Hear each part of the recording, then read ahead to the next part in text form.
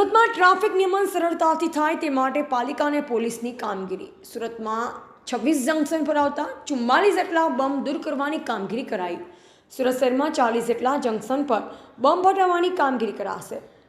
સુરતમાં લોકો ટ્રાફિક સિગ્નલનું યોગ્ય નિયમન કરે તે માટે ડીસીપીની અપીલ. સુરત શહેર ટ્રાફિક શાખા દ્વારા માનનીય પોલીસ કમિશનર શ્રીના માર્ગદર્શન હેઠળ હાલમાં સુરત મ્યુનિસિપલ કોર્પોરેશન અને સુરત શહેર ટ્રાફિક શાખાની એક સંયુક્ત ટીમ બનાવવામાં આવી છે, જેમાં સિગ્નલના અમલીકરણના માધ્યમથી લોકો વધુને વધુ ટ્રાફિકના નિયમોનું પાલન કરે, તેમજ ક્યાંક ને ક્યાંક અમુક જંકશનો પર જે ફરિયાદ મળી રહી હતી કે જેમાં લોકોના ટ્રાવેલિંગ ટાઈમમાં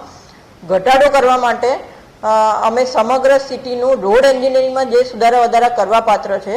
એમાં મોટા સર્કલોની સાઇઝ નાની કરવા માટે 4 જંકશન એટલે કે સિગ્નલ જંકશન પરના બમ્પ હટાવવા માટે ફ્રી લેફ્ટ ટર્ન કઈ જગ્યાએ કરવો જોઈએ તેનું એનાલિસિસ સાથે સાથે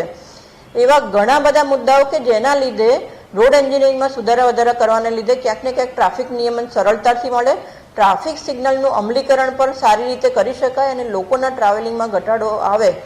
તે માટે સુરત મ્યુનિસિપલ કોર્પોરેશન સાથે રહી અને હાલમાં ટોટલ 26 જંકશનો પર 45થી વધારે બમ્પ એ કાઢવામાં આવ્યા છે. સાથે સાથે આજે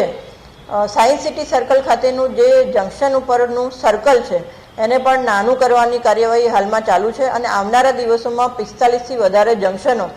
1 બાય 1 જે પણ ટ્રાફિક સિગ્નલને નડતરરૂપ છે અથવા તો એવા મોટા જંકશનો પર સર્કલ છે કે જેના લીધે ટ્રાવેલિંગ ટાઈમમાં વધારો થાય છે એવા સર્કલોને નાની સાઇઝના કરવામાં આવશે અને લોકોને ફ્રી લેફ્ટ એટલે કે ડાબી બાજુ એ લોકોને સરળતાથી વળી શકે, ટ્રાફિક કન્જેશન ન થાય તે માટે ફ્રી લેફ્ટ ટર્ન પણ બનાવવામાં આવશે, જે હાલમાં ટ્રાફિક શાખા દ્વારા કોન અને ચેનની મદદથી બનાવવામાં આવેલા છે. લેન ડિસિપ્લિન લોકોમાં આવે તે માટે અલગ અલગ પ્રકારના સાઇનેજીસ જંકશનો પર અને ટ્રાફિક કન્જેશન જંકશનો પર ઓછું થાય તે માટે 50 મીટર